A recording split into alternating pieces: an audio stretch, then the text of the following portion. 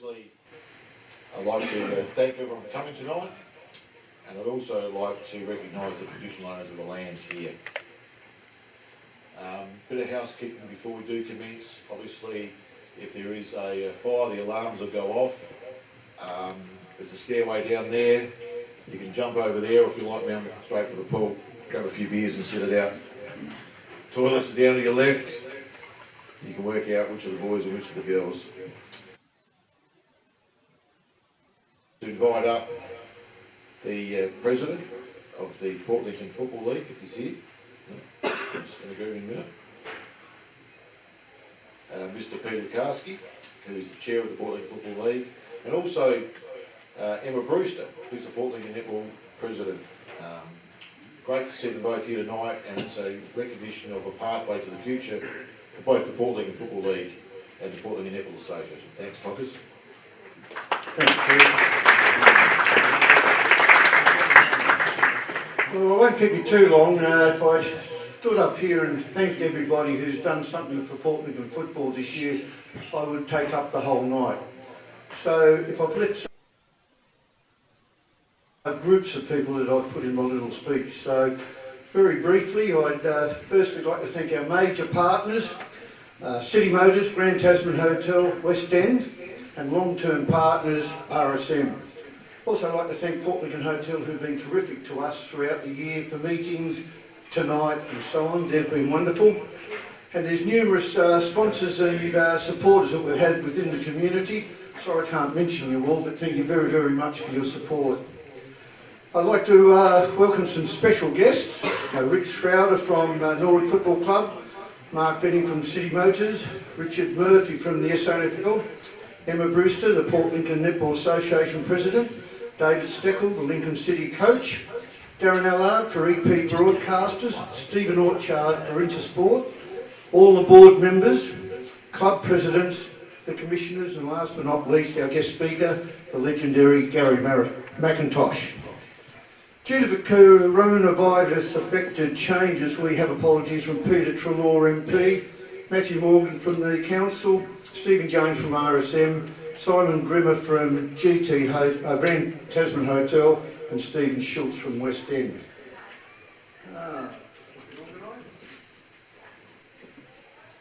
Look, 2021's been a year of events, projects and happenings. Far too many for me to say here tonight. We can't get it up. Well, I did a list and it was supposed to be broadcast tonight. There was a list of about 21 different things. There we go. One thing that's not up there is couldn't receive on behalf of the Football League, the Australia Day Award for an event last year. And so if you look at that, there's a hell of a lot of things that we do as a group. At the same time, I'd like to thank many people and congratulate everyone who has helped us, but there are a few people I've got to mention. Really would like to thank and congratulate the club presidents. It is a very, very hard job, their committee delegates and their team officials. I'd like to thank the match day officials and the COVID marshals. Nobody wants to do the job, and it just seems to be very arduous, so we do thank you very much for making the effort to do that. To board members Mark Anderson, Dominic Henderson, Brock Jenke and Kerry O'Leary, thank you very much for your foresight and your courage to make decisions. Sometimes they're not popular, but we can live with that. I'd also like to thank Michael Blewett and Sandy Rosman, who will help us out with the bar and canteen respectively. To the Commissioners Malcolm Harris, Pedro, Andrew Page and Ray Wasserton, thank you guys.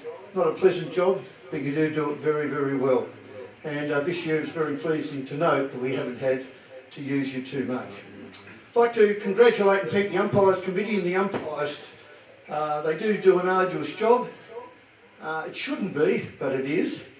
And I'm glad they keep turning up and helping us run our game. I'd also like to thank the Port Lincoln umpires for joining the Port Lincoln Football League formally. If you don't know, they've always been their own association.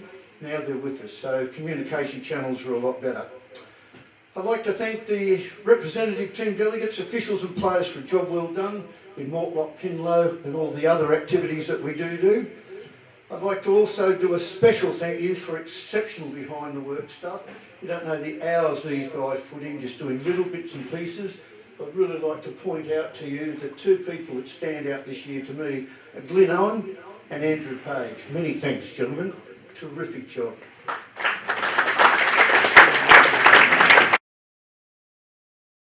Thank you and well deserved. I'd also like to take the opportunity to highlight and extend our thanks to all the other people behind the scenes. Just a little classic, an example, and there's heaps and heaps and hundreds of them. But if you've noticed, at Centenary, there's Jimmy the cleaner runs around and does all the stuff and wipes down the mats and that, and really keeps our stuff top shape. And I'd really like to thank him very much. We nearly did it. I didn't practice anyway. We'll move on. Right, so that brings me down to, there's two people I do have to mention as well. He'll be spoken about later on tonight, and that is, and thank you very much to Luke Schrappel for his exceptional insight and efforts in football.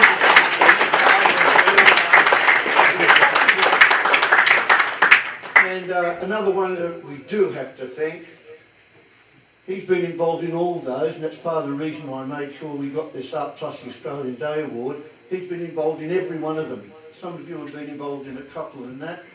Quinn Dutchke does not only that, he does the weekly budget. He takes your phone calls. He takes all your bitching. He handles it and moves on and gets the job done. He has been terrific. So I would like to say there's two words for his efforts this year. Absolutely outstanding. Thank you very much.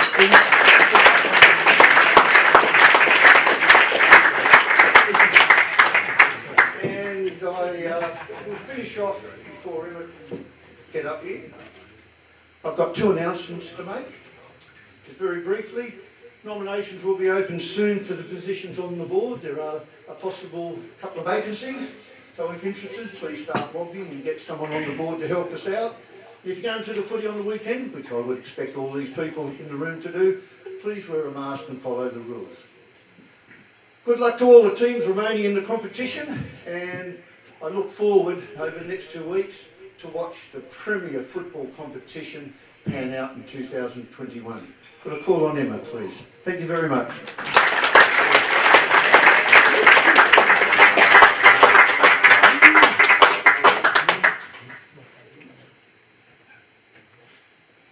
Thank you, Peter. As Peter said, I am Emma Brewster, the president at Port Lincoln Netball Association. So I've served at PLNA president for 4 years, and this year I became the president of Air Region, on top of my presidency at club level for Boston Netball Club. This has given me a unique position to have varied views over the 3 tiers of our netball in our region. So I wanted to share some player statistics at PLNA this year. We had players range from age of 5 through to 55. We had 25 players that were over 40 and over, with one of them being Kylie Fowler, who played her 500th senior game this season, as well as taking out the PLNA A1 reserves, or B grade, best and fairest. Netball has 12 divisions currently, over junior to senior, as we do not have a 17 and under competition. We have 595 players this year, 220 seniors, 375 juniors. We however had 17 teams less this season compared to our 2019 season. I, along with PLNA, hope to see these numbers increased next year after a successful season played in a COVID environment. As you are all very aware, that the City of Port Lincoln, football and netball are separate, not just in location. Until this year, we had 7 netball clubs playing at Ravendale, so having the same draw wasn't possible. The COVID pandemic has been terrible for many, but all in all honesty, I think COVID has caused many codes to utilise our resources and show strengths in Port Lincoln. I personally reached out to codes that ran their competition in 2020 to see what netball should do moving forward and how to run a competition. The Western Air reshuffle was even more of a push that Port Lincoln needed to look internally and ensure that we were operating at our best capacity. I've been involved in the Football League and Netball Association talks from the start of this year, and I feel we've been working very well together. I feel that the continued closer working of the league and association only has benefits for Port Lincoln. The challenges facing netball to align fixtures with football and your 6 clubs are not limited to, but include that we currently do not force our clubs to field a team in each age and division. Thus, we do not only offer 16 draws, we have 14, 16 and 18 draws at the one venue throughout the same season. In order for our netball seasons to look the same as football, we need to have 16 draws. To entertain the idea of home and away games, we need to step away from playing at one localised venue, and we also need each club to be able to field Division 1 and 2 teams to avoid excessive buys. So where are football and netball up to? Well, netball is ticking along well. We do only have a 4-team competition in our top 2 senior grades, but there is strength in our junior competition. Such, we're not looking outwards for clubs. Rather, we're looking at attracting new players and returning players. We hold realistic hope that our other 2 clubs will soon be able to field top sides in senior netball. However, how is netball faring when we consider combining with the football fixture? Poorly. Netball are not in an easy position to make that happen overnight. We need to be running only 16 draws that football do. I foresee netball needing to adjust, just like the Port Lincoln Basketball League is having to adjust, requiring team caps on clubs to field only 1 team per division, and ensuring that all 6 clubs are in the best position to have numbers to do this. Most netball clubs do not like to hold more than 14 teams in a season due to the extra volunteer requirements, which causes strain on the club. Netball does not have a point system, nor do we have any paid players. Netball player migration to teams would be similar to football. Players are drawn to teams by friends, work colleagues, the success of the running of the prospective club, any family football alliances that may be present, but also what the uniforms look like. In order to create only 16 draws, we would require the hard task of enforcing player caps, and how to patrol that space has not been discussed. I personally feel that having team caps to create 16 draws cultivates a healthy, inclusive, local competition throughout all grades that is sustainable. A conversion to a 16 draw is likely to require development of players to be able to field Division 1 sides, but just as important as retaining those that are not as naturally talented or as competitive to still have the opportunity to play netball. Once this format is working, I feel that only then we can start thinking about home and away seasons. Upon that thriving, then we can start looking into the cost of building and lighting those netball courts. I am a believer that football and netball club alliances have many benefits.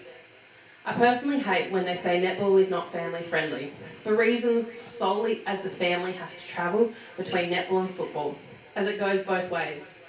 A parent for both codes decides if it's easier not to play and take the girls to netball and not play football, or vice versa. The stronger the connection between footballers and netballers socially cultivates an environment of inclusivity and acceptance. It can create not only a place to go for teas, to catch up, to hang out, it also creates a family environment. This doesn't need to wait. This should be happening now. Clubs owe it to themselves to audit their current practices and check if they need to update their approach to one another. Clubs on both sides could really benefit on reaching out and establishing these relationships. Financially, there could be big gains, with higher volumes of people using the club's facilities, COVID allowing of course. Most netball clubs need $5,000 to operate a season, while held essentially at Ravendale, a venue that is managed and operated by PLNA. At the end of this year, I will be standing down as PLNA President and serve in a guiding capacity to the new PLNA President. I will be retaining my role as PLNA, as Boston Netball Club President, and be involved in the working committee moving forward. But before I give back the microphone, I'd like to give a plug to our netball grand finals. This year, our A1 grand final sees Winilla Rangers come up against Waybacks at 3:30 this Saturday. The current weather forecast looks good, and for playing and spectating. Supporters are encouraged to attend the medal presentations for juniors at 12:45 and seniors at 5 p.m. So thank you again for this opportunity, for allowing me to share your night of nights. Congratulations to all players, and congratulations to all teams in finals. And congratulations to tonight's winners. Thank you for having me.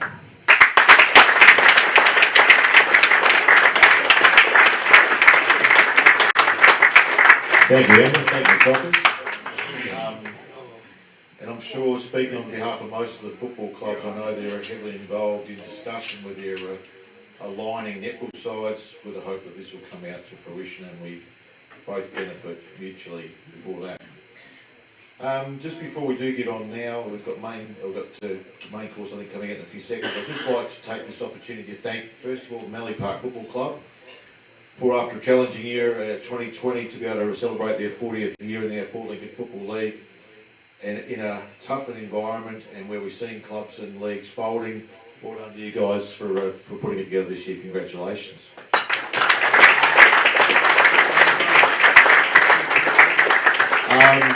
Also look forward to next year. I think Bosties are in their 50th year, so look forward to those guys getting some runs on the board for next year. So at this stage, no clap yet. You haven't won it yet. They haven't won it yet. No, good luck, boys. We hope you do well. So main course is about to be served, and then we'll come back and we'll do some awards. Thank you very much.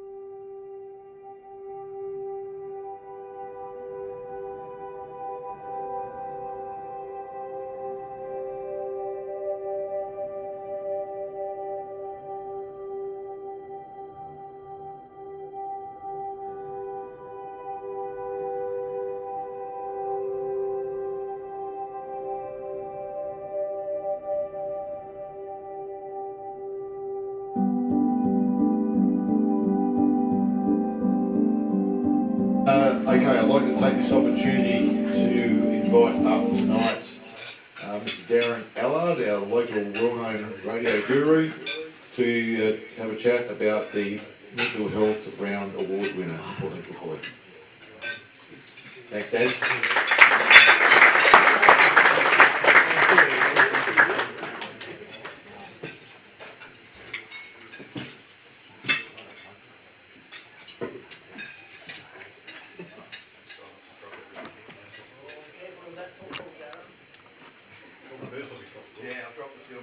Trust me.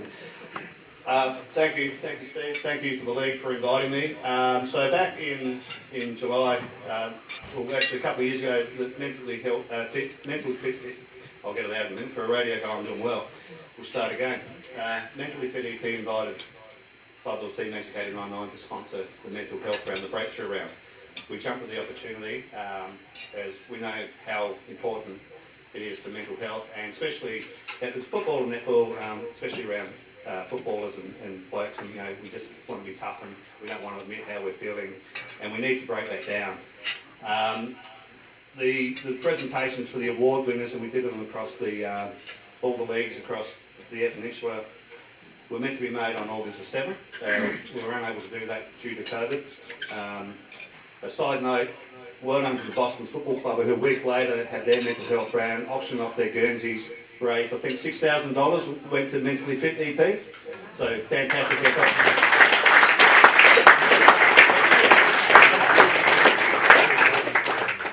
So tonight I'm here to present the Port Lincoln Football League Mental Health Breakthrough Round recipient. And I'll just ask him to come forward first, and then I'll tell you a bit about why he was nominated. So, Murray Crouch from Waybacks Football Club.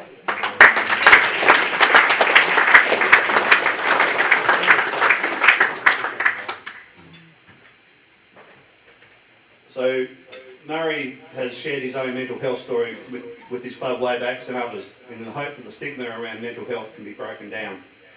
He was not afraid to share his personal story, which demonstrated great resilience, and he left nothing out there. A highly respected member of the Waybacks Football Club as a player, captain and coach. I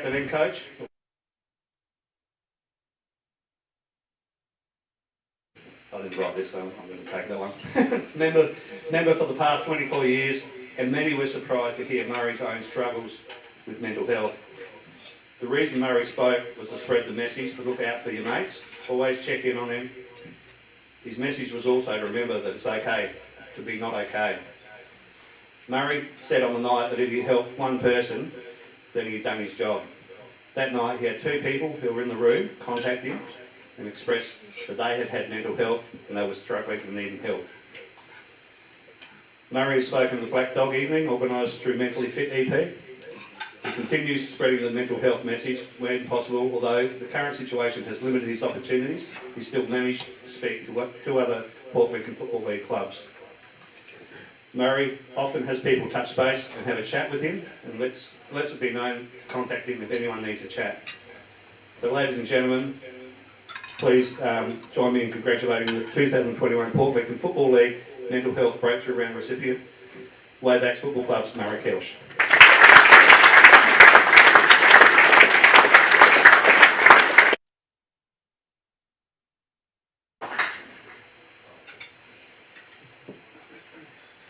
Thought you were going to pin that on me, don't you? Yeah.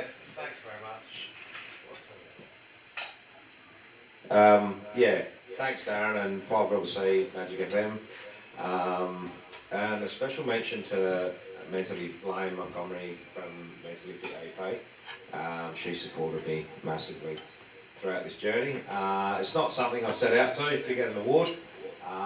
Yeah, it's all just sort of happened quite quickly really. We had the Mentally Fit EP round and yeah, I sort of said, oh, I've got something to say here. And yeah, I spoke at my own football club and yeah, the changes and the impact it had on my own football club was like, wow.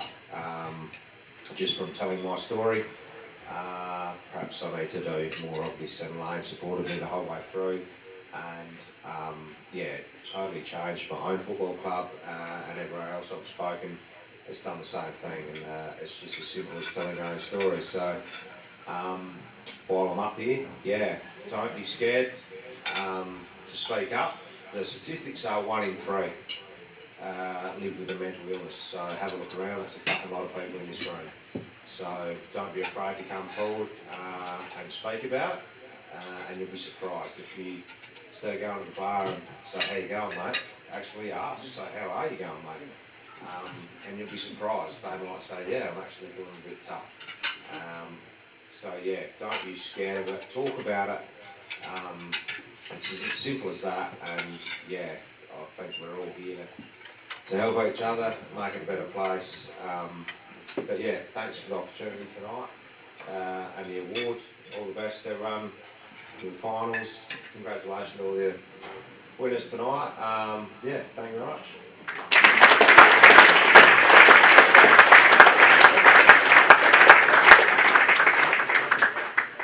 I'm sure I speak for the other footy clubs as well. Murray was inspirational in his talk to our footy club and many others, I'm sure. So, well done, mate. Well deserved. Okay. Now, do you want us to do the awards now? Right. So, can I introduce our new guest? Is that who's going to take the presentation? Oh, you're going to get Tockers up. I thought we were going to get someone special. Okay. Well, I'd like to reintroduce the President of the Port Lincoln Football League, Peter Tokarski.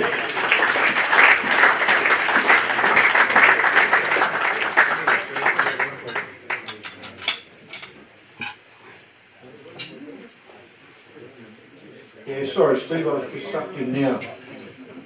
Okay, to the reserves goal kicker. And could Filippo Fiore from Lincoln South Football Club come forward? Filippo kicked 47 goals. He just has an absolute knack of doing goals. I think he should be an A grade, but that's just me. Filippo, better known as Poe, has played at the Lincoln South Football Club for over 10 years.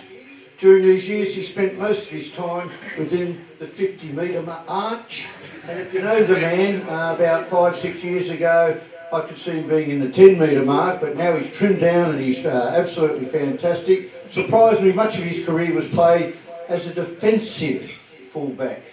So his long, accurate kicking is dangerous in the kick-outs, and seemingly overnight, not only did he lose weight and got keen and everything else, he became a really top-notch attacking key full forward. So congratulations, Bilbo.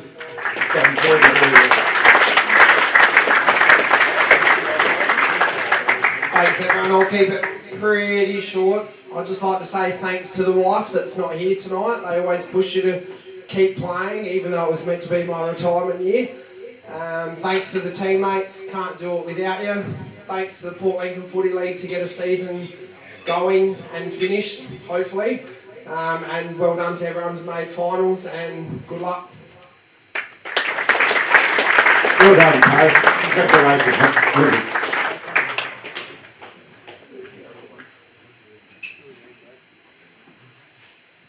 Okay. Can I call up Tyson Keeley? Tynan Keeley, sorry.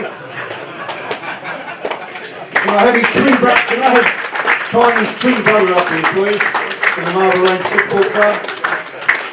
This is a pretty outstanding. 66 goals this year. We know he's got a good team around him, but we've known all over the years, the last, how long have you been playing for Marble Range? 5 years. We know every year, but he's right up there in the top players in the forwards. Tynan became synonymous with the club through his dedication both on and off the field. Tynan is respected by his peers and the wider Marble Range community, who see him as a role model and a leader. And if you've been with or against him on a football field, you would notice that immediately. This is evident by Tynan being named as A-grade captain for both last year and this year of the Marble Range Football Club. His prowess on the football field should be lauded. Tynan has shown elite consistency as a power forward in our league, featuring heavily in the leading goal kickers each year, as I mentioned. Tynan's playing capacities have also been rewarded on a broader scale, with his selection to the EP State Country team in 2016, 2017, 2018 and 2019. In addition, Tynan has been an imperative as a player and leader to the on-field success of Marble Range Football Club have experienced so far this year. Congratulations on an excellent effort, Tynan.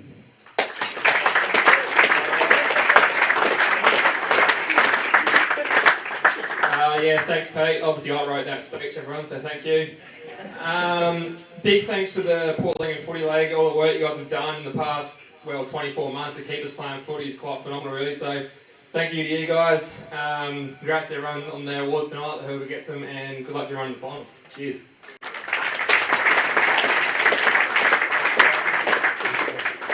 Mr. Prout.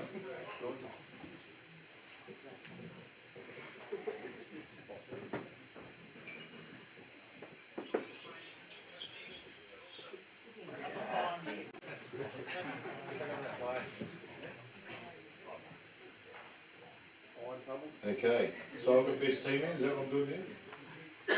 You organised? Good on you. Okay.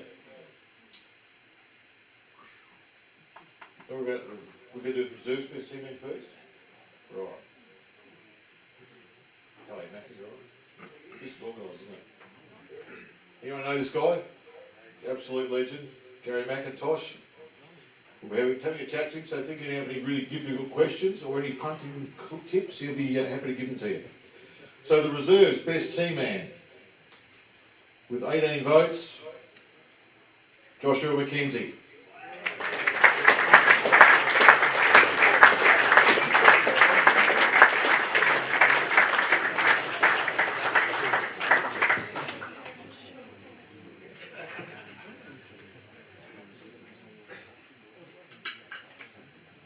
Say a few words.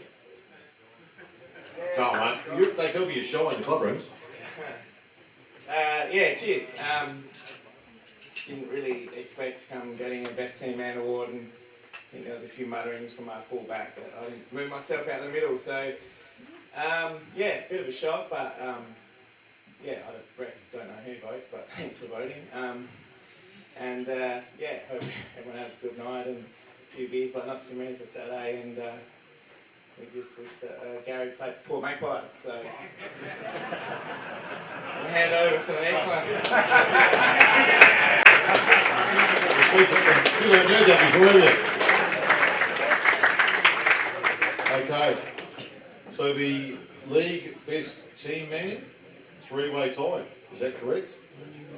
So the votes for the league best team man on 11 votes: Jace Rodder from Tasman Football Club, Aidan Baker from Lincoln Souths, and Jacob Collins from the Tasman Football Club. All 11 votes.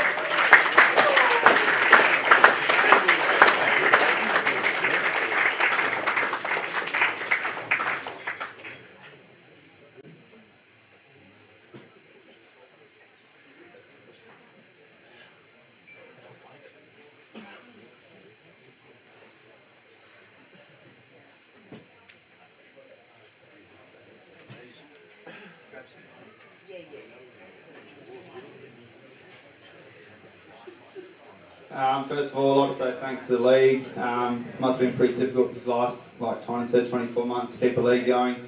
So I make a special credit to the umpires. They put up with a lot of shit during the year from us boys, and they do a really hard job, and I thank them for that. So, and thanks to my teammates as well. Wouldn't be here without you. So also good luck to the rest of the boys in finals. Cheers.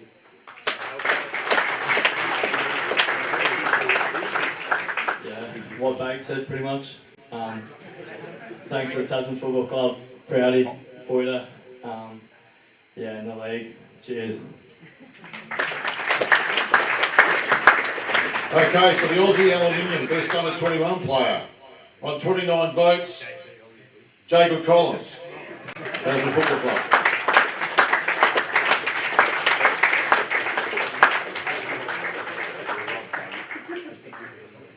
It's unusual for me actually to have to say something nice about JC, but a great season. I think he's taken another leap forward in his football career. We've always known that JC's had some promise and he played in as an impact player, but I think now his consistency has brought him to the top. So really glad to have you at the footy club, mate. Congratulations, well done. And normally likes to sing and talk a fair bit, but he's not going to sing and talk too much tonight. Okay. We'll go to a short break and then we'll come back with the reserves best and fairest count.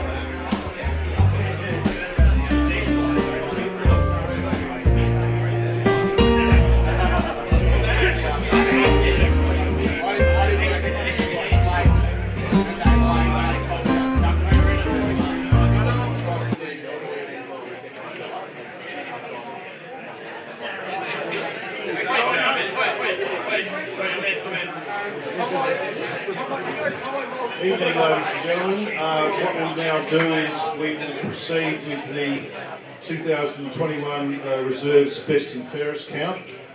Just a reminder to you all that the votes for the minor round are accounted for by 14 rounds rather than 15 because round 11 was not played due to lockdown. So to commence the count, we'll start at round 1. Lincoln South versus Mallee Park. 1 vote to Lincoln South, Nick Wright. 2 votes, Lincoln South, Filippo Fiore. 3 votes, Lincoln South, Jed Kenny. Marble Range versus Boston. 1 vote, Marble Range, Hayden Bennett. 2 votes, Marble Range, Jace Morgan. 3 votes, Marble Range, Jack Humphreys.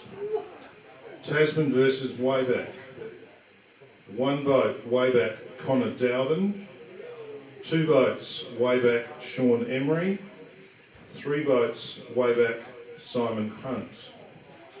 Round 2, Wayback versus Marble Range. 1 vote, Wayback, Braden Frost. 2 votes, Wayback, Matt Heyman. 3 votes, Marble Range, Lachlan Jennings. Boston versus Lincoln South. 1 vote, Lincoln South, Nick Wright. 2 votes, Lincoln South, Matthew Stotzer.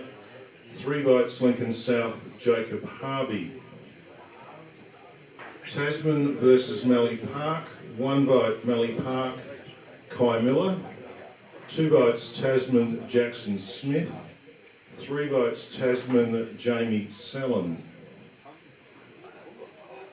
Round 3, Lincoln South versus Marble Range. 1 vote, Marble Range, Jace Morgan. 2 votes, Lincoln South, Kyron Cox. 3 votes, Lincoln South, Nick Wright. Boston versus Tasman. 1 vote, Tasman, Craig Reinke. 2 votes, Boston, Aaron Dunn. 3 votes, Tasman, Brandon Rosalia. Mallee Park versus Wayback. 1 vote, Wayback, Joshua McKenzie. 2 votes, Mallee Park, Zach Graham. 3 votes, Wayback, Connor Dowden. Round 4, Tasman versus Lincoln South. 1 vote, Tasman, Matt Dodd.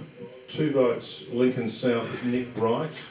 3 votes, Lincoln South, Jacob Harvey.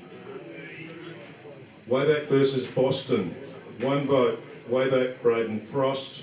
2 votes, Boston, Tate Appleton. 3 votes, Wayback, Rory Hunt.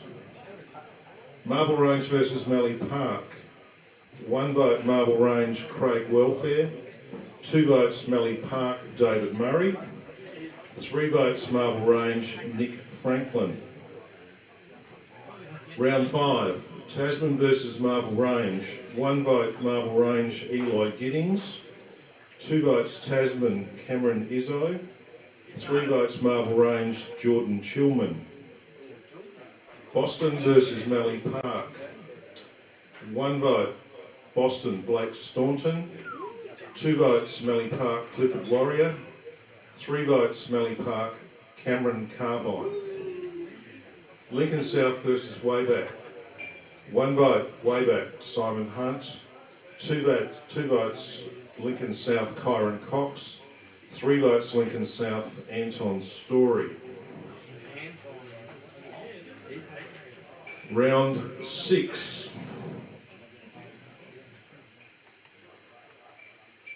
You'll just see on the screen the running tallies popping up, I believe. No.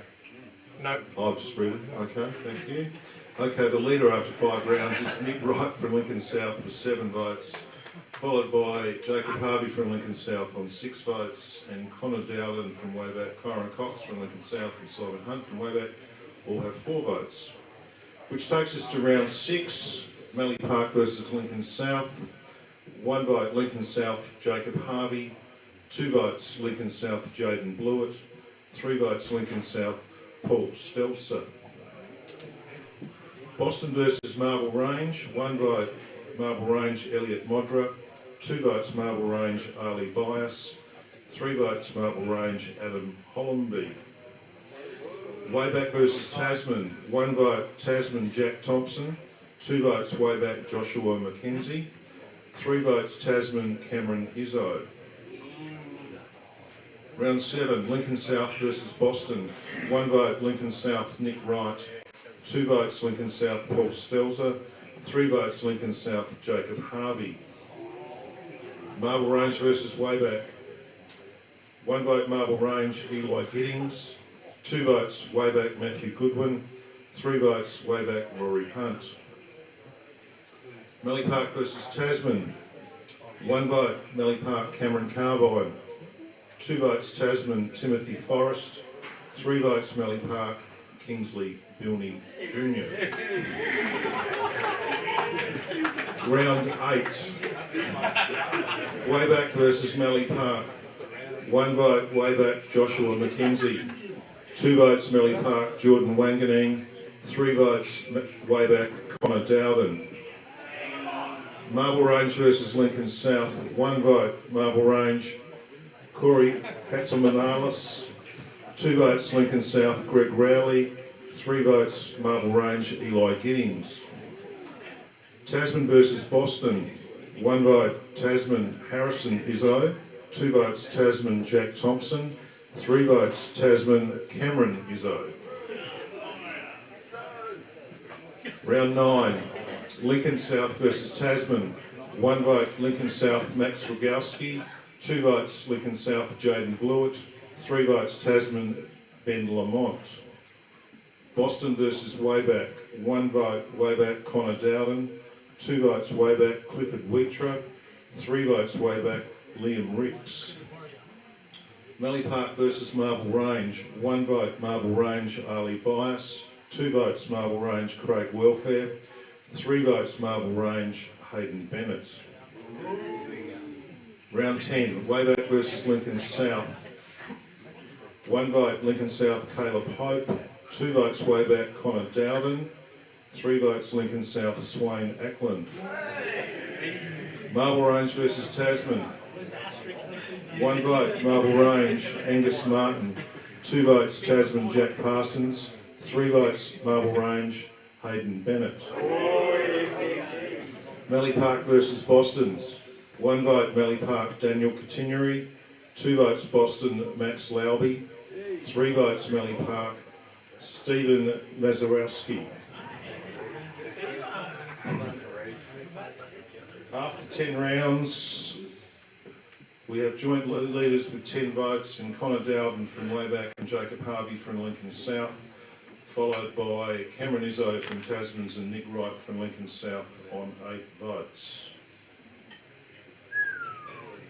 We skip across to round 12. Wayback versus Marble Range. 1 vote Wayback, Matthew Goodwin. 2 votes Marble Range, Adam Hollenby. 3 votes Wayback, Joshua McKenzie. Boston versus Lincoln South. 1 vote Lincoln South, Max Rogowski. 2 votes Lincoln South, Filippo Fiore. 3 votes Lincoln South, Kane Hancock. Melly Park versus Tasman. 1 vote Melly Park, Casey Amos. 2 votes Tasman, John Allen. 3 votes Melly Park, Cameron Carbine. Round 13. Lincoln South versus Marble Range. 1 vote Lincoln South, Nick Wright. 2 votes Lincoln South, Aidan Martin. I think that must be Angus Martin. No, it would be Aidan. Yeah, 3 votes Lincoln South, Max Rogowski. Boston versus Tasman. 1 vote Boston, Darcy Jordison. 2 votes Tasman, Nick Steckel. 3 votes Tasman, Harrison Izzo. Melly Park versus Wayback. 1 vote Wayback, Lee Rod. 2 votes Melly Park, Rick Wanganeen. 3 votes Wayback, Joshua McKenzie.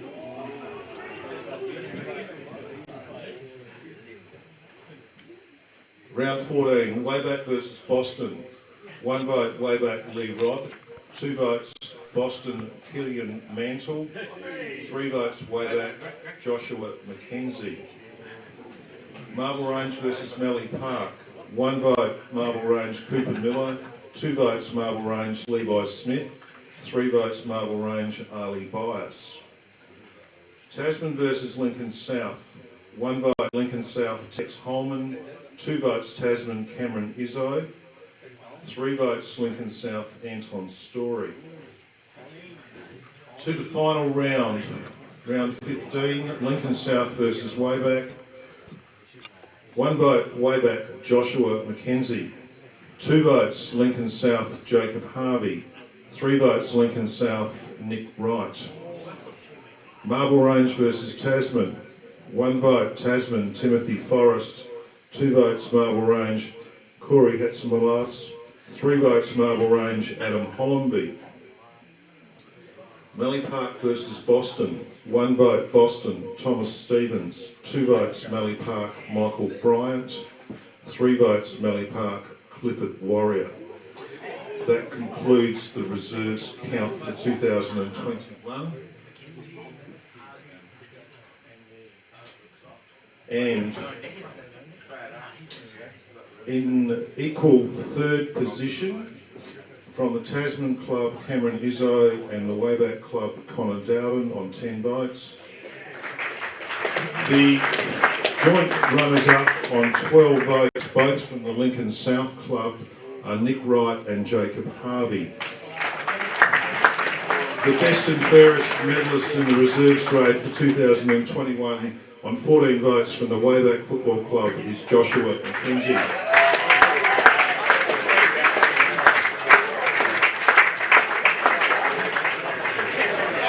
Sorry, my bad.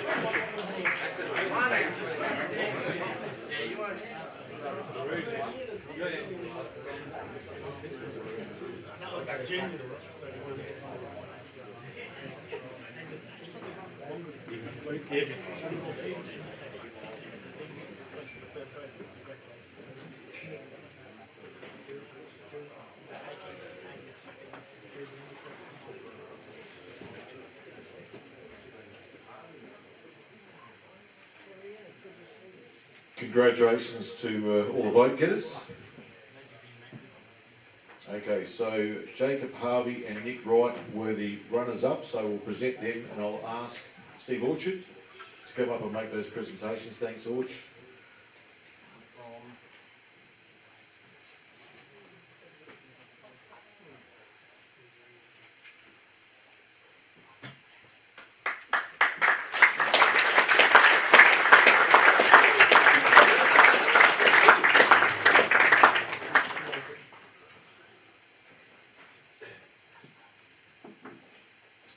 And I'll ask Peter Tokarski to come up and present the B grade best and fairest for 2021.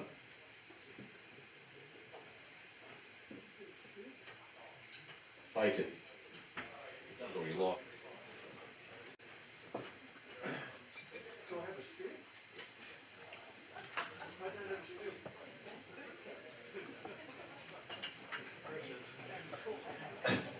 Thanks very much, guys. Sorry about that. Yeah, very well done. And bad luck for not getting the thing. Although, Jacob, you should be an A grade, but anyway, that's just me.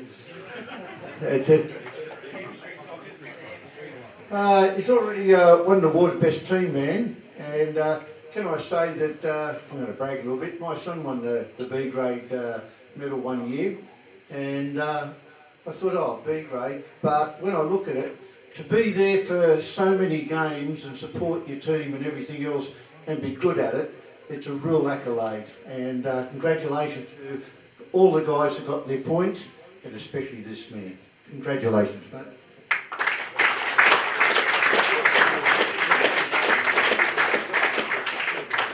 Yeah, cheers, Tockers, for that. Yeah, 100%. You don't start football to accept these individual awards. Yeah, just super proud of how the Port Lincoln Football League have made this year happen, and you know, there's a lot of blokes through South Australia and Australia that can't play footy and can't play finals, so it's pretty privileged position that we're in to sit here tonight and have a count and play footy on Saturday, hopefully, and last Saturday and all year. So, a bit of a shock with some of my potential verbal feedback that I give the umpires every now and then. That I still got a bloke. So credit to them that we wouldn't play footy. I don't think we could self-umpire. So they do an outstanding job week in, week out. Probably deserve a bit more of a pat on the back than lots of people give them credit for. So thankful for this, and congrats to everyone else going forward, and good luck to everyone on the weekend. So Well deserved. Thanks, Thomas. Congratulations, Josh. Obviously had a very, very good season, so well done. And I'm sure the boys on the table will buy you a couple of beers, so well done. We'll just take a short break, and then we'll be back to do the A grade awards. So don't forget, to the bar, masks on, toilet, masks on. Thank you very much. Back in about 5-10 minutes.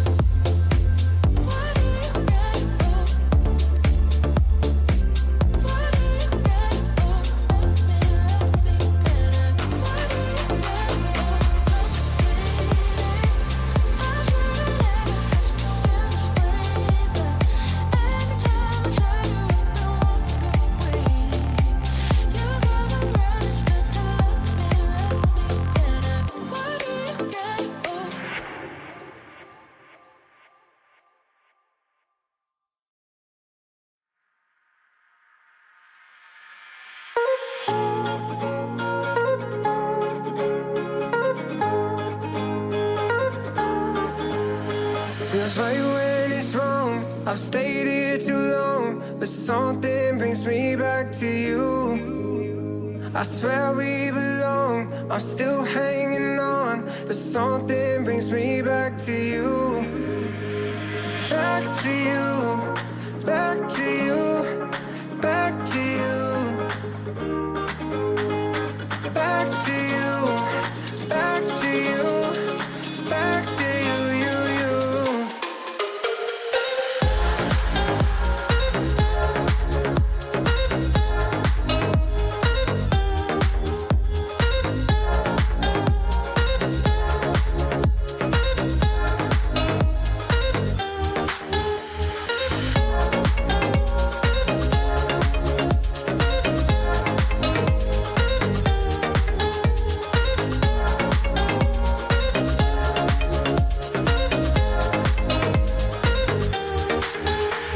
Feels right when it's wrong. I've stayed here too long, but something brings me back to you.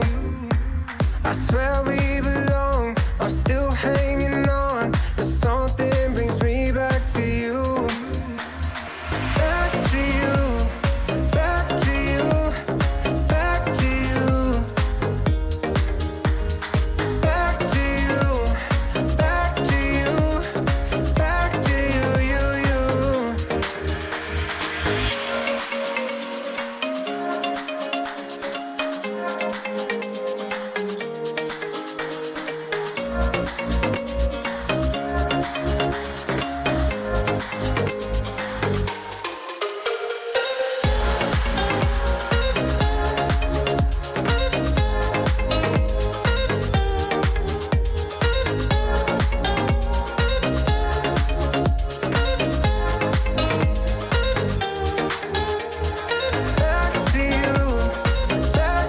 you, back to you, back to you, back to you, back to you, you, you.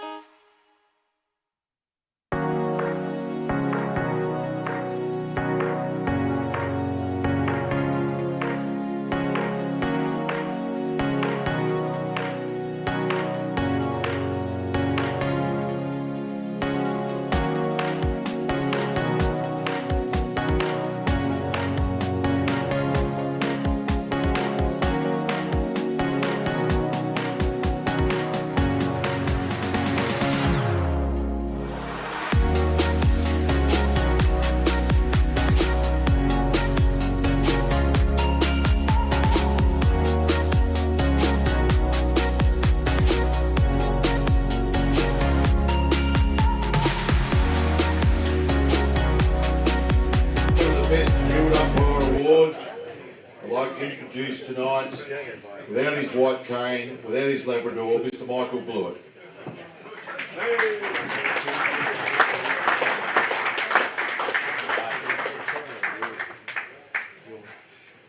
Thank you, Steve. First off, I'd like to thank the league for what they've done this year, and all the other presidents for accepting us into the league. Thank you very much.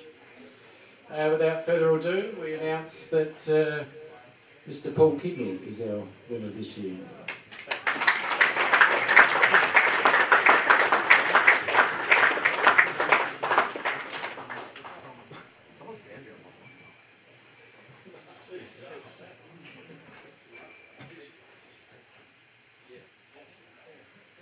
Paul's first time. Well done. Congratulations. Thank you, Michael. Actually, when he got called up to present, I thought that you were calling him up to receive the award. So, yes, thank you.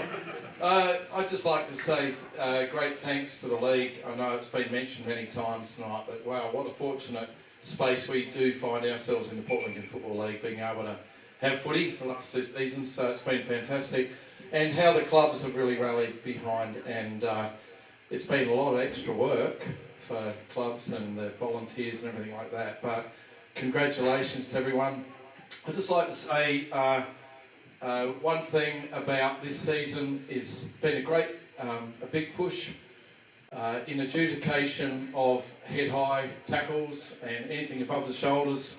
It really has been the protocol from the AFL that we've really put an emphasis in our adjudicating of head-high tackles, and rightly so. You only would need to wind back the clock a couple of years and you'd almost get away with anything to take a person out of the game.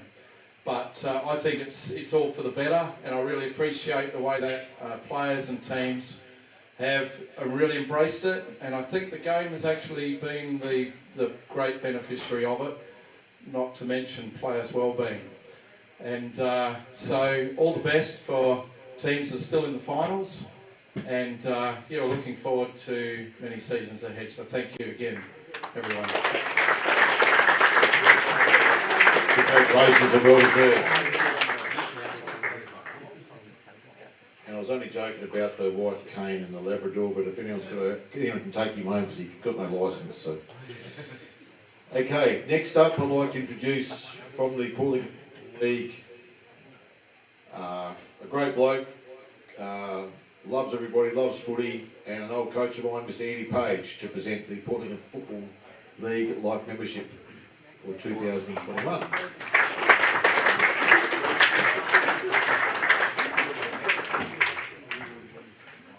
Thank you, Steve. Actually, I was looking forward to this till I started looking at myself over there, and I thought, Jesus God, it's like the Muppet Show. And I've got to apologise, I've got to go back and do the A-grade voting, so if I got my head down, I'm ticking off the votes to make sure they're correct in case there's a mistake. So that's what's going on. It is an honour to introduce this life member of the Port Lincoln Footy League. I've known this lad for quite a while, and when I heard that he was going to be nominated, I jumped at the chance to speak on behalf of him. And he's the 78th life member of the Footy League, and that's Luke Sharp.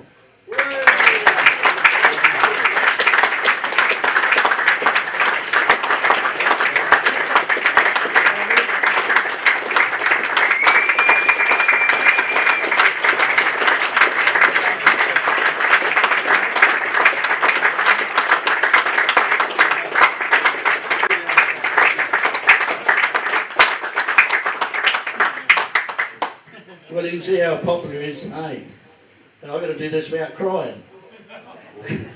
No, I've known Luke since 83, 84 when he moved here with his family, Sharon, Jim and sister Jane, and I've followed his career from then to the present day. After 140 games for Boston's, and he did tell me that he did play 4 A-grade games, so, which is a credit to him. 140 games, it's a lot of games. I know some blokes don't even get to 100, so to play 100 for his club is pretty good. After he got through his 140 odd games, he decided to coach junior footy, and God, it was an amazing career as a football coach. He coached Boston Footy Club juniors for over 350 games, which is an amazing effort, in my opinion, to coach that many games. And if I'm correct, I think he was coaching 2 teams on the one Saturday. Is that right, Luke? For a couple of years. So to coach one team on a Saturday is bad enough, but to coach 2 teams is amazing. During his time with Boston's, he was Port Adelaide Cup coach for 2 years. Then he became a selector for both Kinlow and Port Adelaide.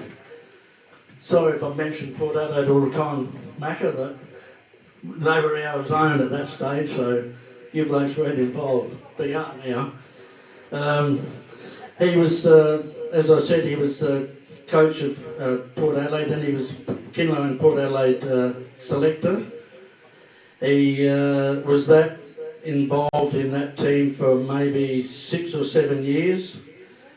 And then he, actually, there's one little bit I've got in brackets here.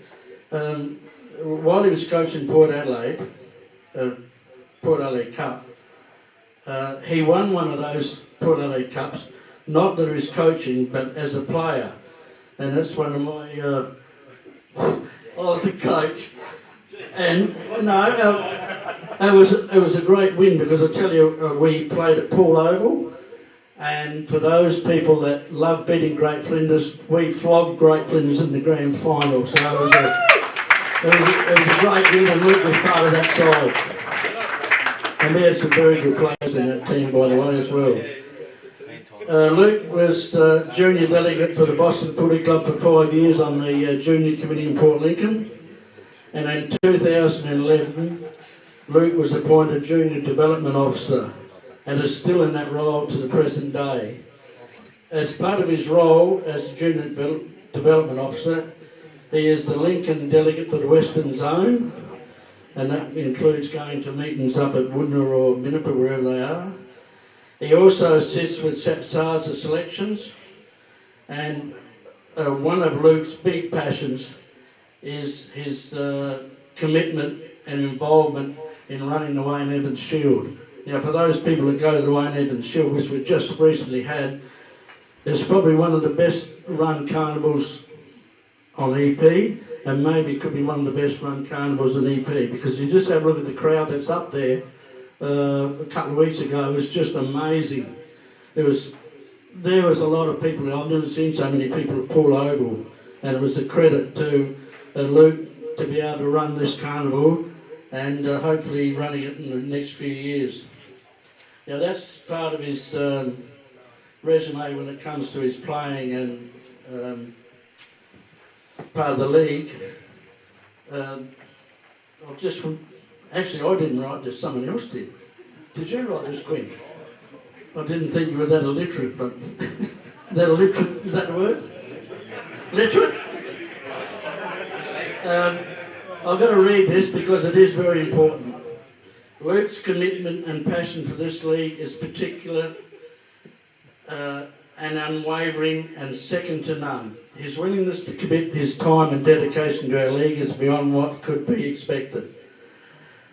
The time and energy Luke has committed to our league is amazing. From his regular presences at junior matches, and by the way, when he goes to a junior match, you can guarantee that some irate parent or some wanker will come up and have a go at him about something. So he's had to put up with that since 2011. Is that right? Is that the right word?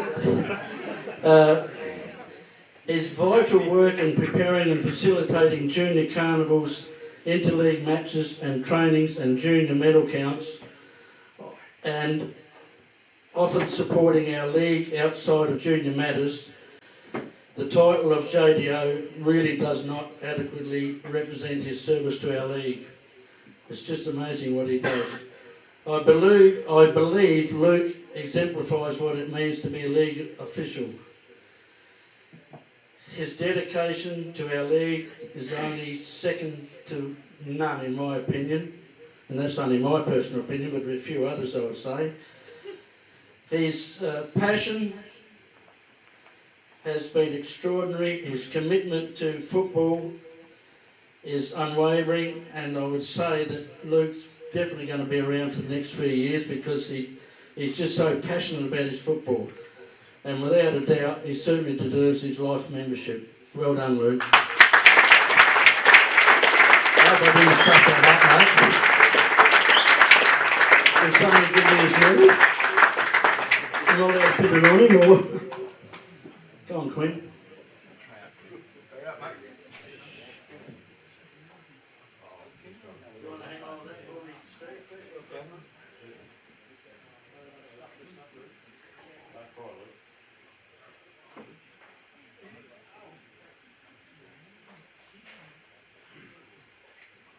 Gotta get the nipple.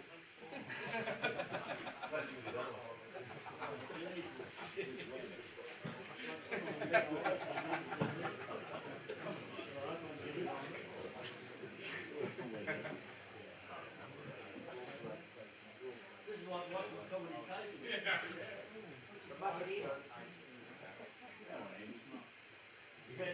Let him do it himself later on. I give you the 2021 Portland Football League Live member, Lee Sharple.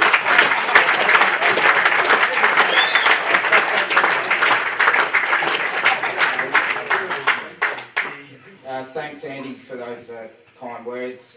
He's been an absolute mentor for me in this role. He's supported me no end, and to get this off you means a lot, mate. So thank you, Andy. I won't be long, but there are a few people I need to thank. The first, obviously, is family. As anyone knows that's here that commits time to football, sometimes family stuff gets pushed in the back a little bit, and you just commit to what you're doing with your club or your league or the job you have. I'm lucky that I've got a family that really gets that, encourages me with it, happy to have conversations about it, and I'm very lucky to have the family I've got, and to have my daughter here with me tonight means a lot, so thank you.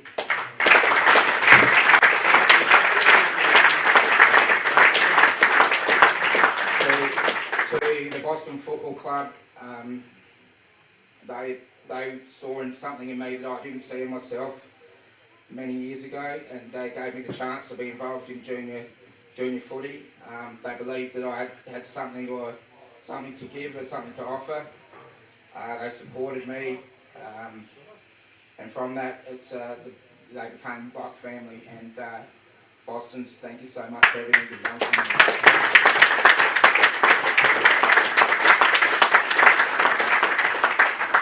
The Portland Footy League and the different people that have been involved with the boards since I've been JDO, your support for me has been outstanding. Your positivity just makes my job so easy, and I really appreciate it. To the 3 operation managers that I've worked with, Robin, Brock and Quinn, just outstanding administrators, great people and great friends to me, so thank you very much to those people.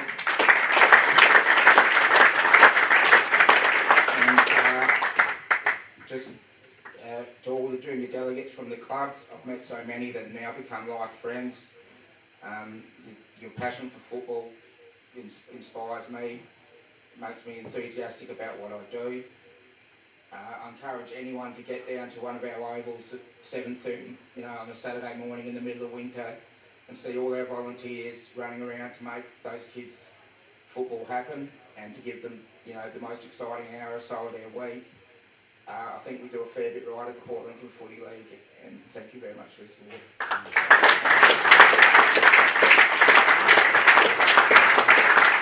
Thanks, Grumpy.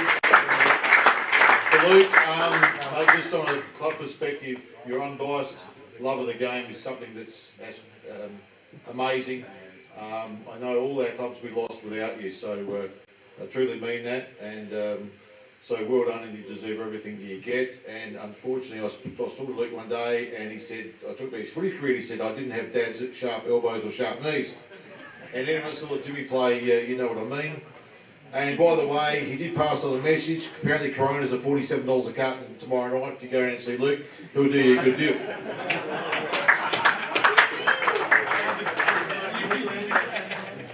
Okay, so we're going to move on now. We're just going to, do you want a short break?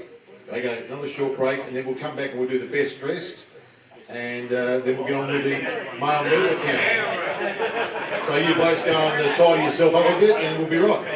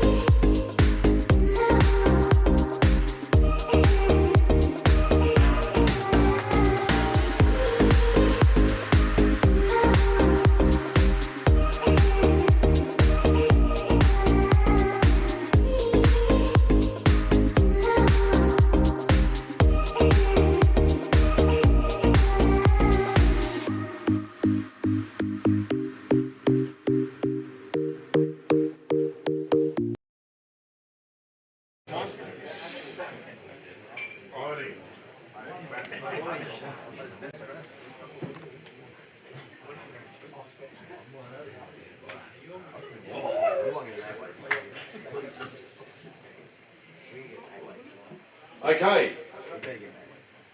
We now come to an important part of the evening. The best dressed for the evening. Kindly supplied by Oceana Jewels. Am I voting for this one? Tracy Ballman. Wayback Football Club.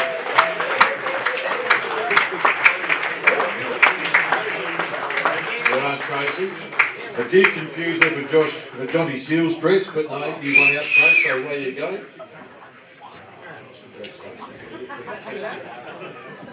Wouldn't be like me not to say something. I just want to say thank you. It was Sandy Rod, who used to work for the league, that when I said I was coming, I said, oh yeah, I've got a red shirt that I can wear. No, she said, you have to wear a dress. I was like, oh, okay. So we can thank Sandy, I think. But I really like to thank everybody for the support that I've had in my first year as female president of the Waybacks Football Club. Particularly the Waybacks people. I've got an amazing team of people around me, and that certainly makes my job easy. I'd also like to thank the other presidents who've been very supportive in the discussions we've had throughout the year, and I'd really like to thank the Port Lincoln Football League for their support, and Quinn for answering my perhaps silly questions sometimes, but thank you very much everybody. Cheers. Well done, Tracy. I think that comes standard. All presidents ask stupid questions of Quinn, so well, that's no problem about that at all. Okay, I'd like to hand over to Fitzy and the team here and present the counting for the 2021 Sunday Mail Medal account. Hand it over.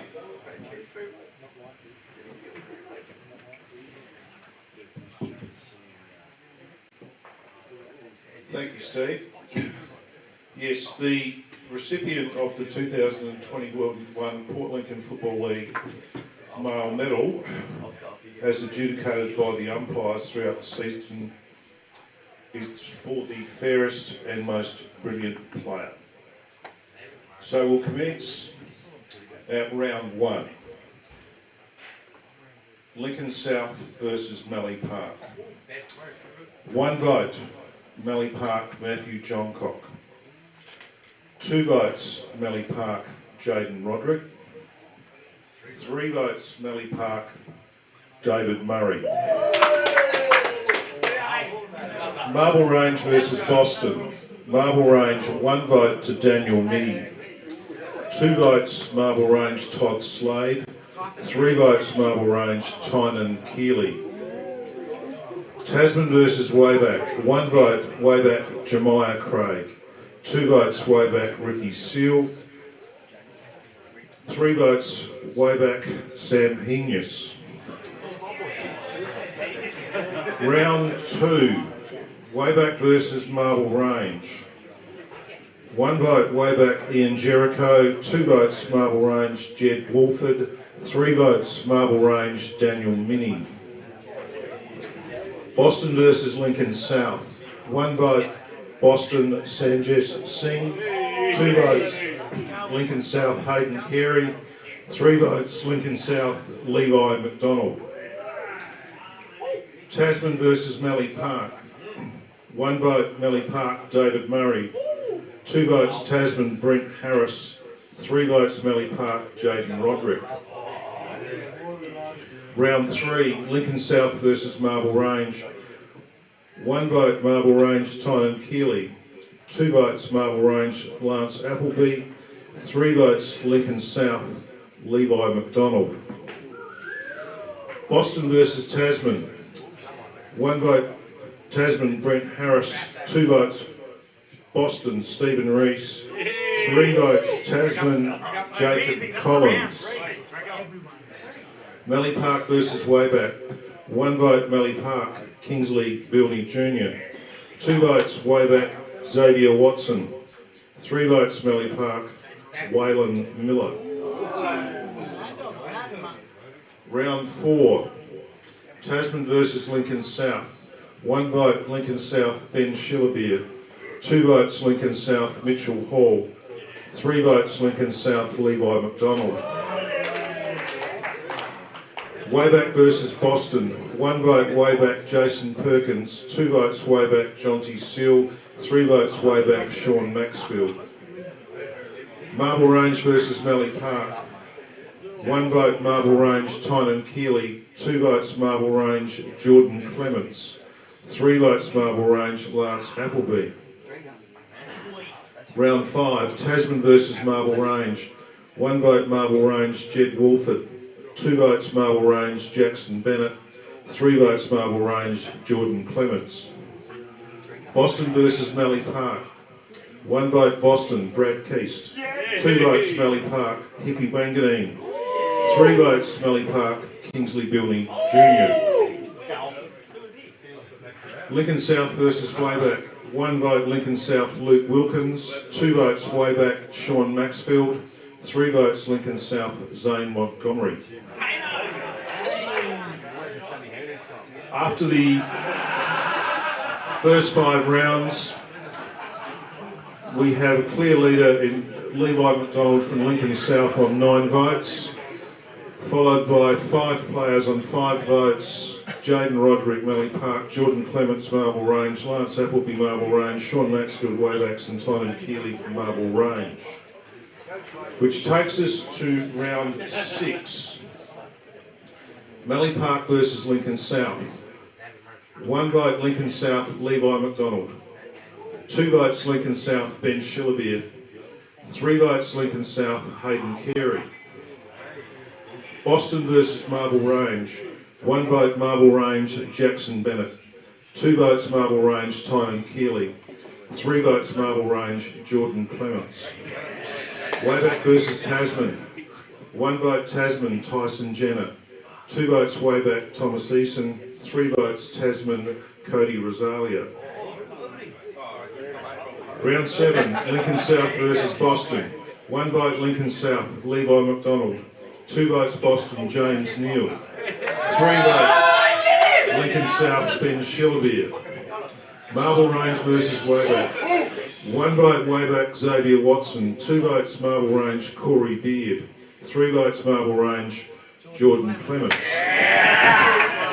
Mallee Park versus Tasman. 1 vote Mallee Park, David Murray. 2 votes Tasman, Tyson Jenner. 3 votes Mallee Park, Casey Amos. Wayback versus Mallee Park. Round 8.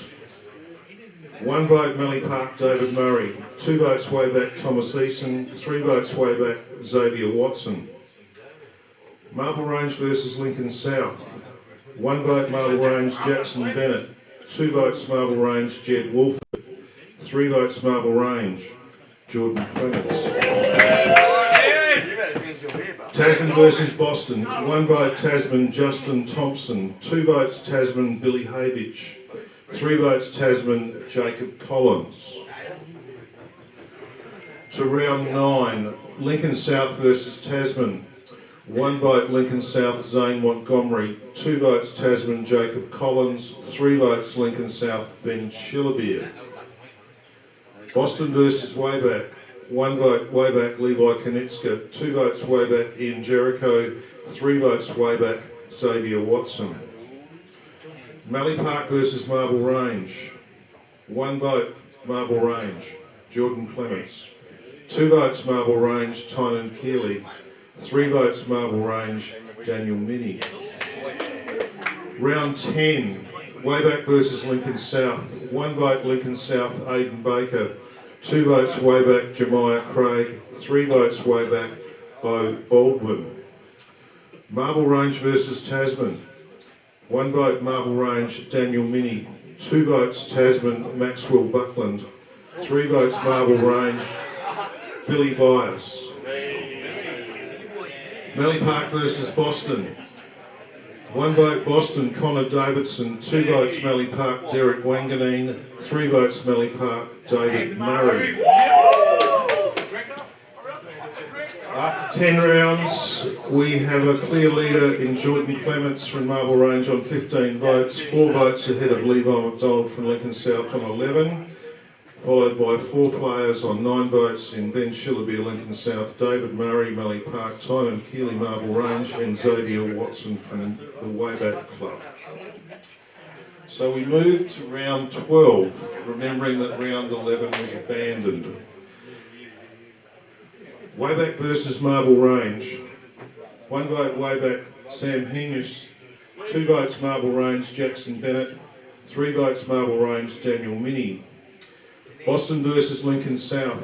1 vote Boston, James Neal. 2 votes Lincoln South, Levi McDonald. 3 votes Lincoln South, Jack Ramsey. Mallee Park versus Tasman. 1 vote Mallee Park, Wes Bilney. 2 votes Mallee Park, David Murray. 3 votes Tasman, Tyson Jenner. Round 13, Lincoln South versus Marble Range. 1 vote Marble Range, Billy Bias. 2 votes Marble Range, Jordan Clements. 3 votes Marble Range, Corey Beard. Boston versus Tasman. 1 vote Boston, Brad Keast. 2 votes Tasman, Cody Spry. 3 votes Tasman, Jacob Collins. Mallee Park versus Wayback. 1 vote Mallee Park, David Murray. 2 votes Wayback, Sam Henius. 3 votes Wayback, Jonty Seal. Round 14, Wayback versus Boston. 1 vote Boston, Brad Keast. 2 votes Wayback, Sam Henius. 3 votes Wayback, Sean Maxfield. Marble Range versus Mallee Park. 1 vote Marble Range, Jordan Clements. 2 votes Marble Range, Daniel Minnie. 3 votes Marble Range, Tynan Keeley. Tasman versus Lincoln South. 1 vote Lincoln South, Aidan Baker. 2 votes Tasman, Jackson Tansel. 3 votes Tasman, Jacob Collins.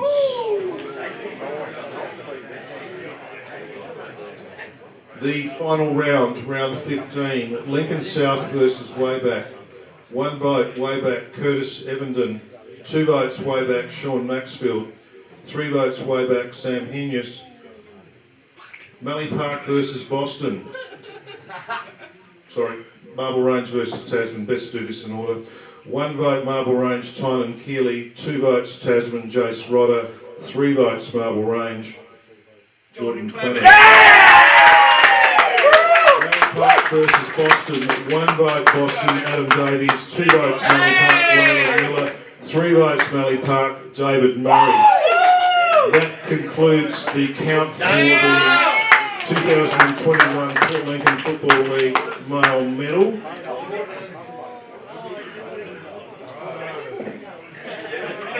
In third position with 14 votes from the Tasman club was Jacob Collins. The runner-up for this year's male medal is David Murray on 15 votes. And ladies and gentlemen, your male medalist for 2021 from the Marble Range Football Club on 21 votes is Jordan Clements.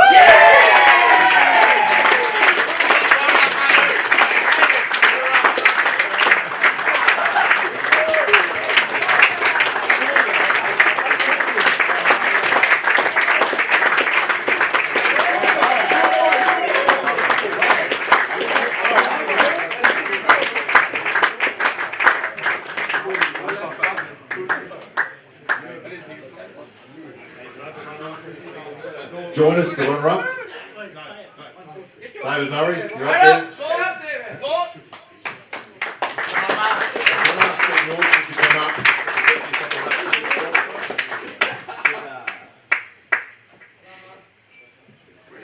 Outstanding year, I reckon he folded every game just about, didn't he, boys? Did pretty well. Well done, David.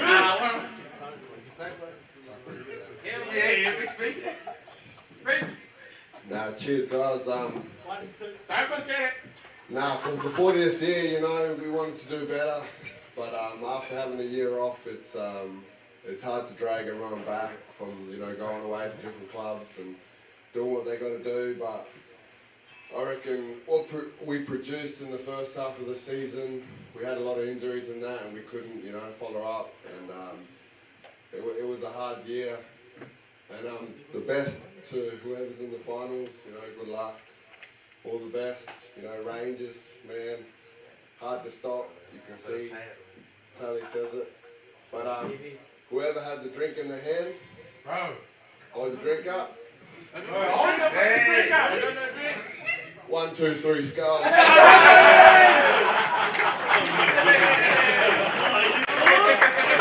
Congratulations, Dave. 2021 Marlon medalist, Jordy Clements.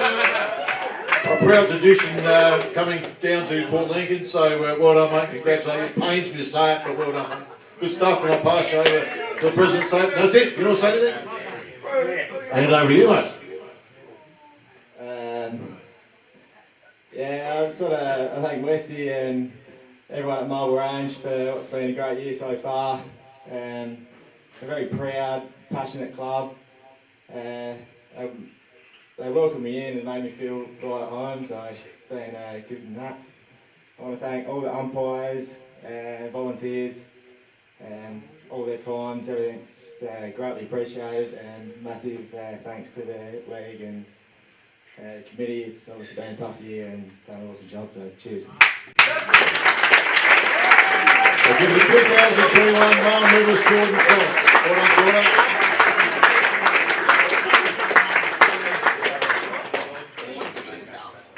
Okay, for those with weak bladders, we're having a 2-minute break and we'll be straight back.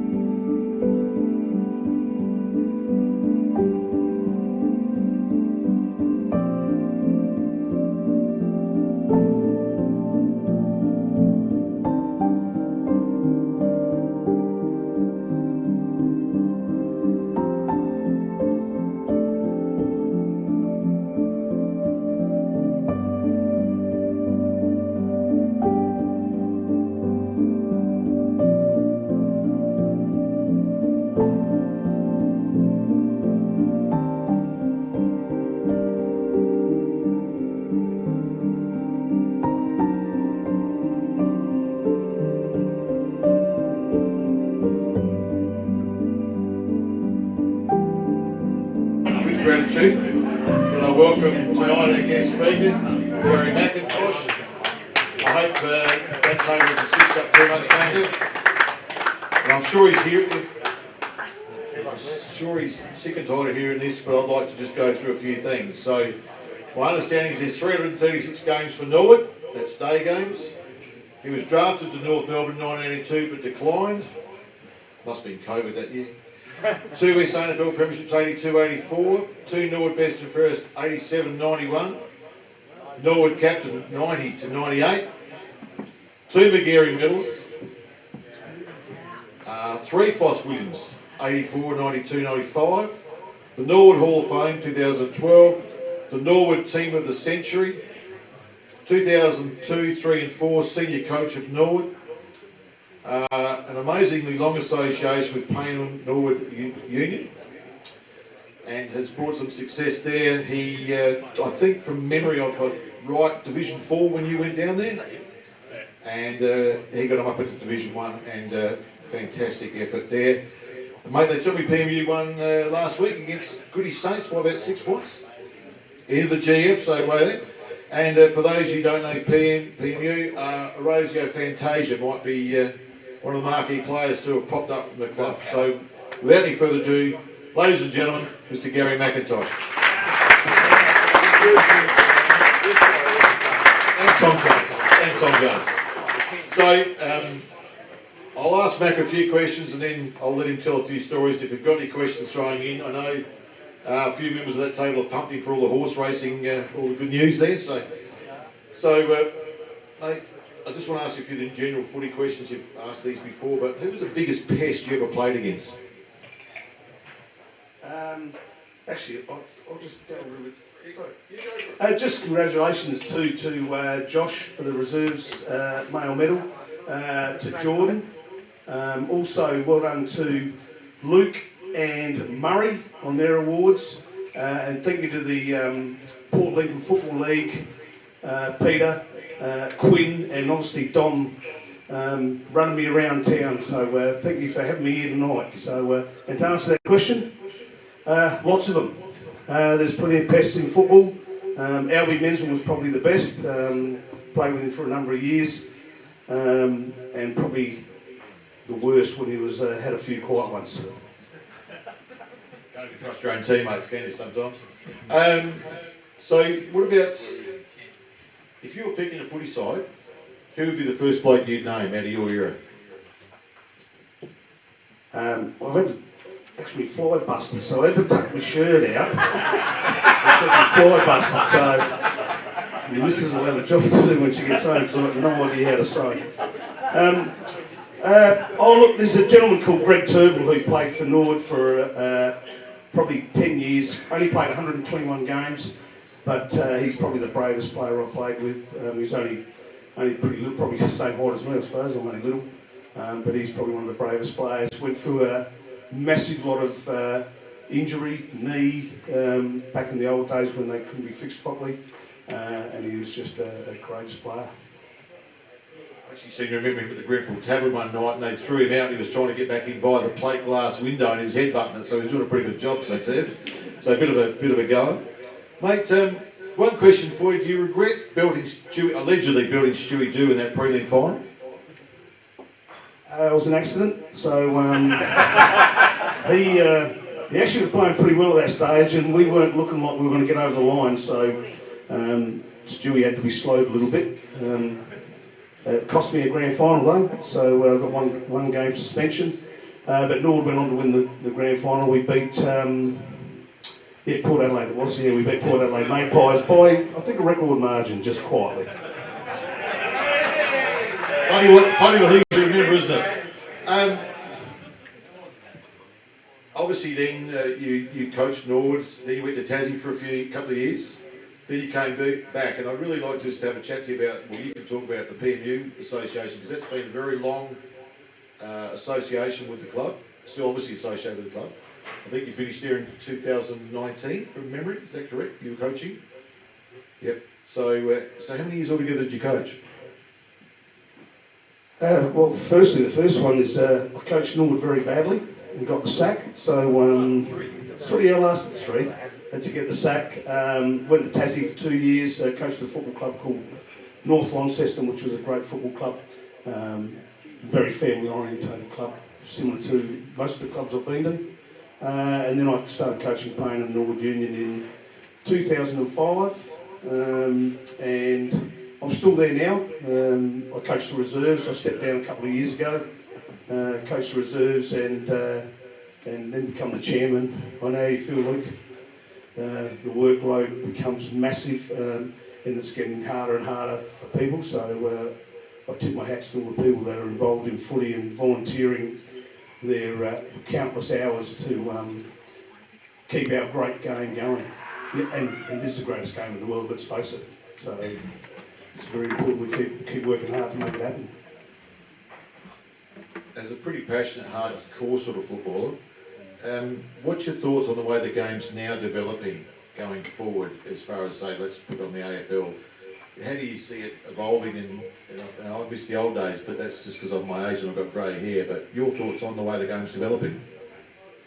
Yeah, I think I've said to a number of people, everyone thinks the era was the greatest, and that's just because we're a bit biased. But I think what happens is we watch the game for what we would like it to be instead of for what it is. So I watch the game now for the tactical game that it is. It's the same what people say to me about women's footy.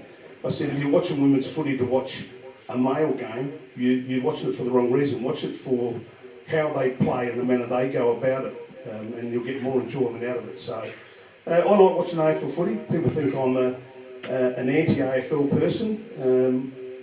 I'm anti-AFL because Norwood aren't in it, which is probably one of the greatest travesties of justice, that the greatest club in Australia isn't in it.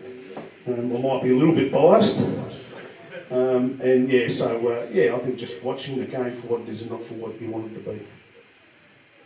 So with your post-playing game years, and you went on to coaching, was there anyone that had a really strong influence on the way that you went about your game, the way you prepared as far as coaching when you took on that sort of role? I was lucky enough to play under the great Neil Barham, so he was my coach for 10 years, and then I had probably the toughest coach training-wise, which was Neil Craig.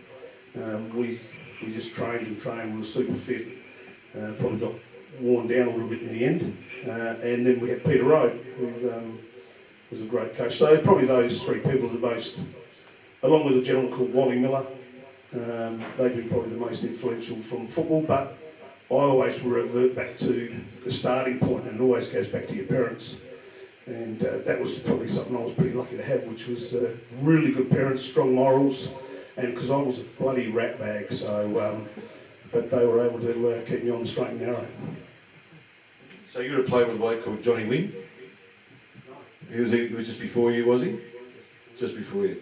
I do remember a story of a couple of mates of mine that had played a couple of games at Norwood, but not very many, and they were psyching up before a game. They did, I think it was at the parade, but anyway, Johnny was getting hit up and he started headbutting the wall, and these two guys were too scared to laugh. So Johnny was a bit of a character, as was Greg Turnbull.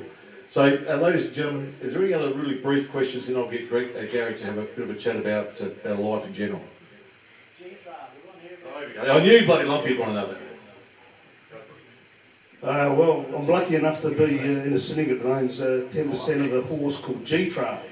There's this big race which is called the Everest, and our horse has been lucky enough to run it last year, and he's got a slot in it this year, and he's ticking over beautifully. So we're hoping G-Tra can get over the line and maybe make us have a couple more beers quietly.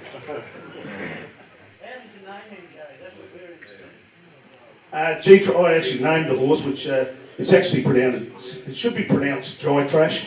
I don't know whether Dry Trash sounds all that good, so we put a bit of spin on it, called it G-Tra. It's about a mythical monster or whatever you want from North London.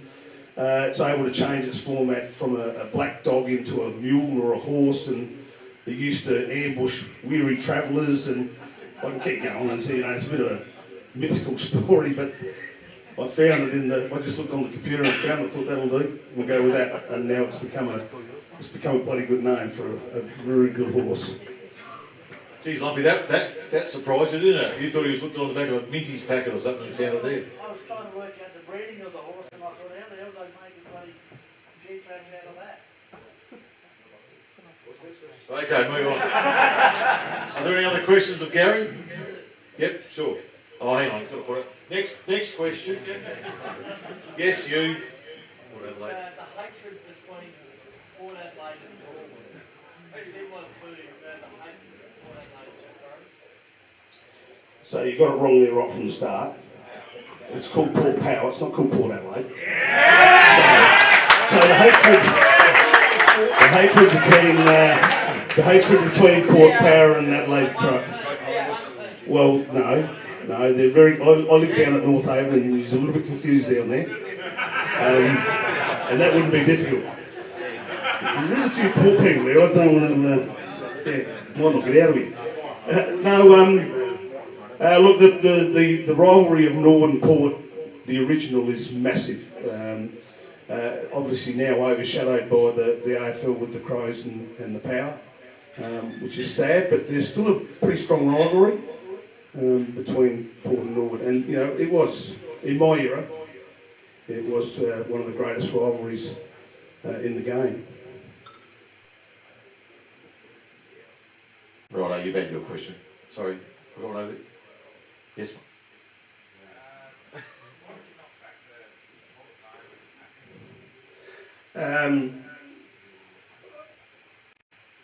The AFL/VFL, which is how I view it still, give no credence to the mothership clubs of the competition, which is SANFL, Waffle, and you've only got to see it how they treat them now with having a mid-season draft, taking players from the SANFL, Waffle to go into the AFL. That's all great for the individual, but for a club that does a lot of hours of recruiting and getting players to their club, what it does is when they go, it lets down all their supporters and all the volunteer people that put in countless hours to get this player to their club. So that's probably, I think it shows a lack of respect to those competitions that have been the motherships.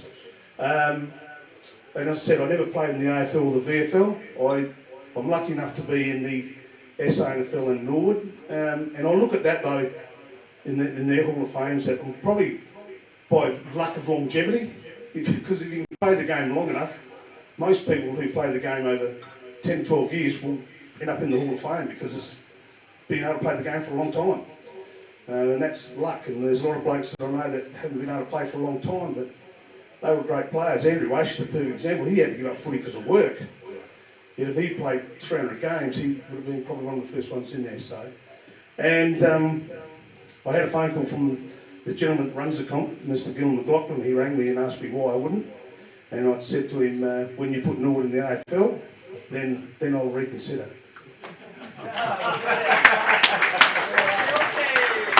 Any other questions? Okay, yes. Still about the rivalry with Port and Norwood. What about the Vicks and the South Australia and the state of origin? Oh yeah, look, love that. I can't say I've been a massive favourite of Victorians.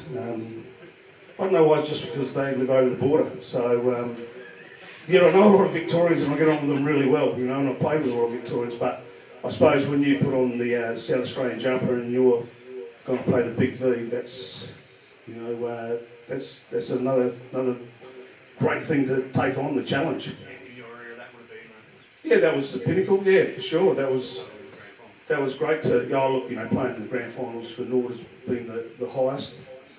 But you know, playing in them state games and beating some great teams. You know, I hate to say it, but Graham Collins got a bloody good record against the VFL. But, yeah, the VFL was it the VFL then? Yeah, the VFL. Yeah. Let's face it, they're a bunch of bullheads anyway, so.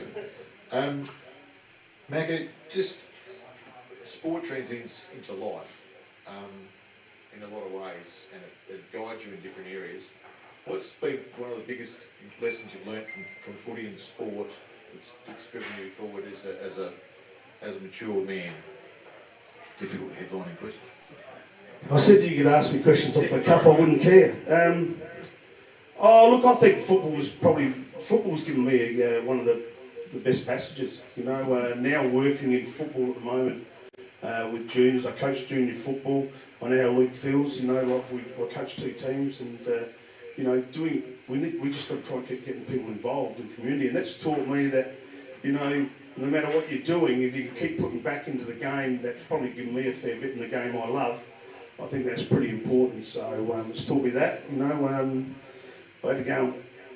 It's funny you think about football. If you know, I'm the chairman, I do what chairman things do. But Bodie the other night, he yelled out to me. He's our senior coach. He said, "Macca, can you grab the shovel? There's a dog shit on the oval." So I had to go and find a shovel to pick the dog shit up to get it off the oval. So I think that if you can't do those things, I think yeah, you've got to be able to do everything. I think most presidents can relate to that. So future going forward, Maggie, what are you, 56, 57 now? So in the future you want to stay involved in footy, and anything else you want to do post-COVID where you can get a bit of time to head off into the sunset? Love me fishing, so I'm looking forward to getting over here with Dom and Grokey and going out and catching up. Probably got to meet Dom when he was at Ellison when he was 17 years old, and formed a good friendship with him and Grokey, and I'd love to go out fishing with them because I think they know where they are. But I love fishing. Look, I think I'll stay in footy. I'm enjoying what I'm doing. I think I just made myself probably 2 or 3 years work becoming the chairman. Yeah, what else are you going to do? It's great to have a passion. I think we're all part of it. We all love footy, those that play, and those that are now too old to play still love the involvement, still love getting into the change rooms with the boys, bit of adrenaline. I just get in the road, as most presidents do, but we do it because we enjoy it to provide that sort of atmosphere. How are you finding the amateurs now? And I don't want to put this the wrong way, but I'm concerned with football as it goes forward, the future of football, grassroots and amateurs, where the AFL have made a huge announcement now that they're going to put a lot of money into AFLW, which is understandable, and I'm not questioning that, but I do worry about the level of funding that will come back to state-based and also to amateur and country football. Your thoughts on that? Oh look, I'm a big G for women's footy. It's probably been one of the biggest things at our football club that's turned it into an even better club. The dynamic of our club's a lot better. It's more family orientated. It's not just a bunch of blokes standing at the bar drinking lots of grog and you know, talking trash. So our blokes know how to respect the area now, and you know, we've had an influx of probably 50 to 60 senior women into our club, so that's been gold for us. I think the AFL probably should, little things like Auskick shouldn't be something that kids should have to pay for. That should be part of the AFL's journey to keep getting as many kids involved in the game. Yeah, you know, look, again, people kept saying about soccer years ago, soccer's coming, we're going to get overrun by soccer, and I haven't heard too much of that probably over the last 5 or 6 years. So I think, you know, the game of football is still pretty on the radar for people, and you know, the kids keep coming. I'm sure every club here does an Auskick program, or you have some sort of program. It's probably something that we went back to. Our club, we realised that we were losing a few numbers, and we said to ourselves, what's the reason why? And it was Auskick. We weren't getting up at 8 o'clock in the morning and getting as many kids as we could to our ground, so they have a good tie for your club straight away. Because if they have a tie to your club for Auskick, they stay there, and because they feel the joy of the club and being involved. Thanks, Macca. I'm not going to use the word legend, but I really appreciate you coming over. And if you want to put up with him, don't let him get on the end of the hose. That's the part you want to stay away from. But look, really appreciate you coming over. It's great to have you here, your insights into footy. Even if you do live at North Haven, in the part of where those blokes come from. Do you drive a Commodore, by the way, at North Haven, or what do you got? I drive a dirty old Nissan Patrol that's done about 540,000 kilometres. And I just keep driving it. I lived down North Haven. I tell you what, you know, I played footy for North, but I love it down the port where I am. I'm close to the ocean, and there is good people down there. I do enjoy the people down there. I've got good friends down there. So all the best to the teams on the weekend in the prelim, and obviously the team that goes on to meet Marble Range in the grand final, not South. And good luck, and obviously done really well this year to get a competition up and running. I think that's been pretty tough for everyone. Thanks, Baker. A privilege to talk to you, and thank you very much. Give you Gary McIntosh.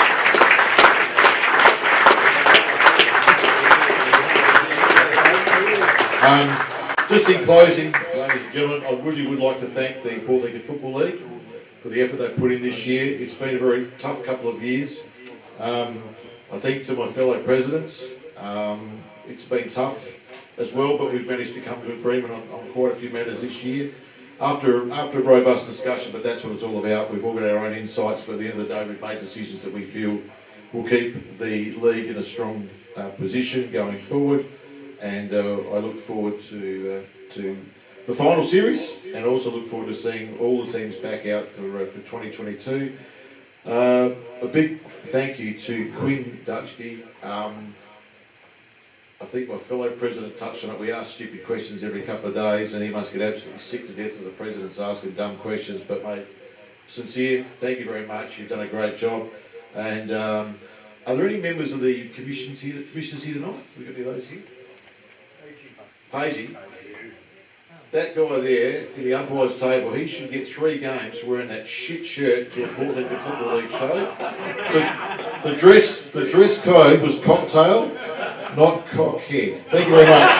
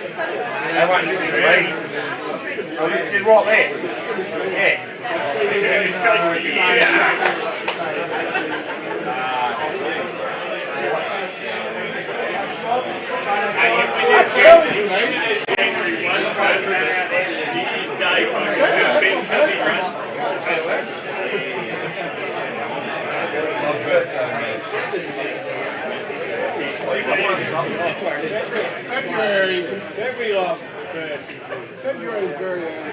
January. We're going to start a pre-season already.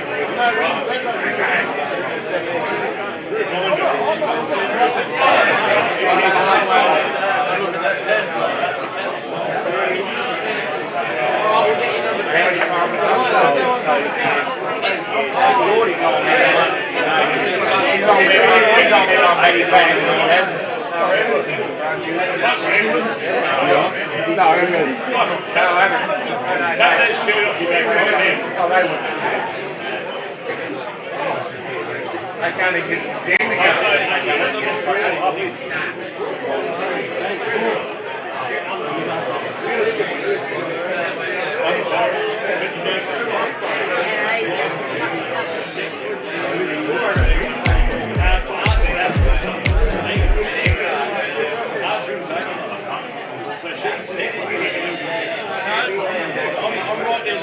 yeah, that's